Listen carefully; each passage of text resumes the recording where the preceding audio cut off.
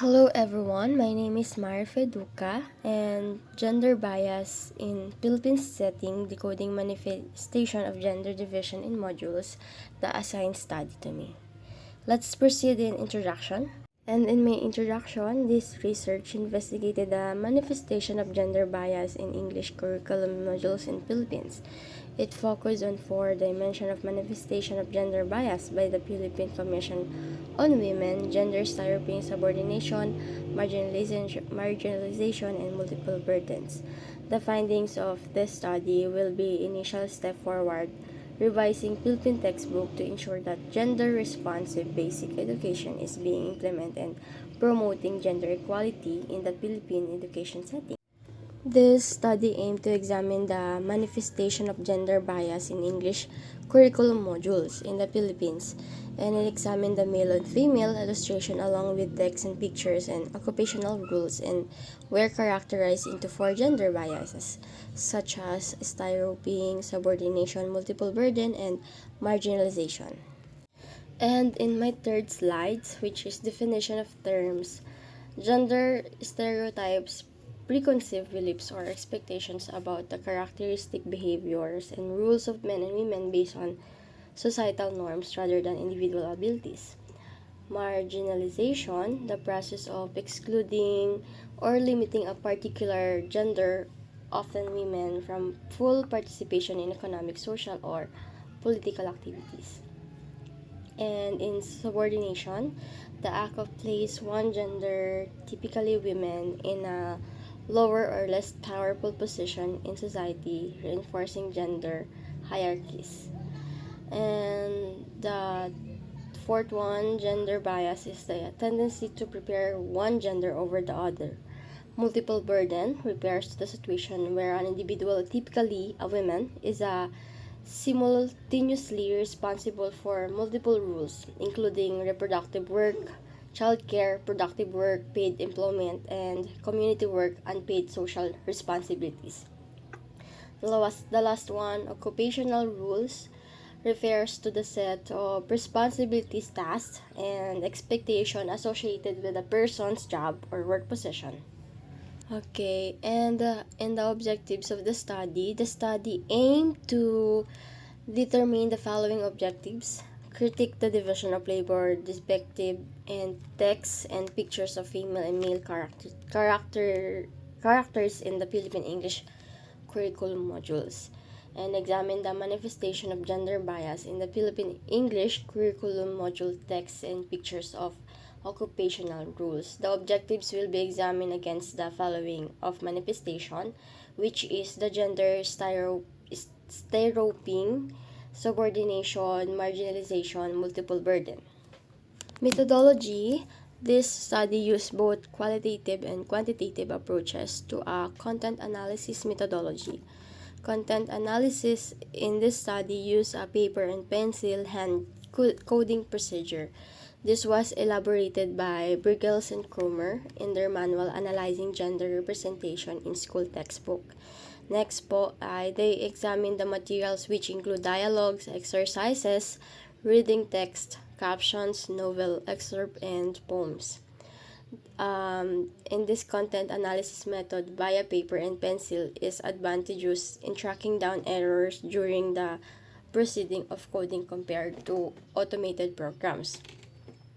The next one po, the study used learners modules from grade 1 up to grade 5. It used the English curriculum modules purposely due to its characteristic of caring abundance of cultures, norms, and values including about genders. These norms and values are transmitted both consciously, such as in bright, visual, and descriptive examples, or unconsciously, such as in the author, use of language. And additionally, the English curriculum modules especially may have an impact upon children in the sense that they contain stories that are often appealing to young children and so might be read more often. For my important findings, stereotyping in education, school textbooks, and curriculum materials reinforce traditional gender rules. Second, male are often depicted in leadership, professional, and decision-making roles. Females are frequently portrayed in caregiving, domestic roles, example doing household chores, being nurses or teachers. And the last one po, pictorial and textual content in educational material show an imbalance with more male figures in occupational roles. And in the next slide, important findings, marginalization and subordination of women. Women are often underrepresented in political leadership and policy-making roles. There is social pressure for women to prioritize family responsibilities over career ambition. Women face multiple burdens juggling work, childcare, and household responsibilities without equal support from men. So, this is my important findings po in my study. And in my second slide, which is conclusion, the study found that Philippine English curriculum modules reinforce gender biases depicting traditional roles for men and women. Women are primarily shown in domestic reproductive roles while men dominate productive and occupational roles, perpetuating stereotypes. This biases shape students' gender and perceptions, career aspirations. And also in the manifestation of gender bias in the module, it was evident that gender stereotypes in occupational roles perpetuated these biases. The curriculum modules are attributed with shaping the gender schema of the readers and career vision of female and male students. And in my recommendation, the following are recommended based on the finding of the study.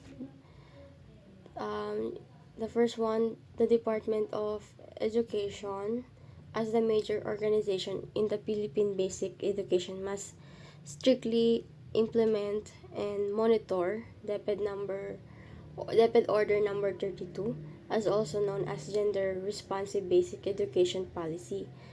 Number 2 po, revisit the policy on the Curriculum Development Division of DepEd and coordinate with the Philippine Commission on Women on the integration of gender perspective and gender mainstreaming in the department. The third po, gender sensitivity training, gender analysis, and other God-related seminars must be attended by the DepEd teachers to ensure proper conveying of God concepts and ideas. So, ito po yung mga nakita ko sa study na naka-assign po sa akin. And yung pang fourth and fifth po, future researcher are encouraged to widen the scope of the study, not limiting it to number of subject books, year of publication, and other instructional materials used in the classroom.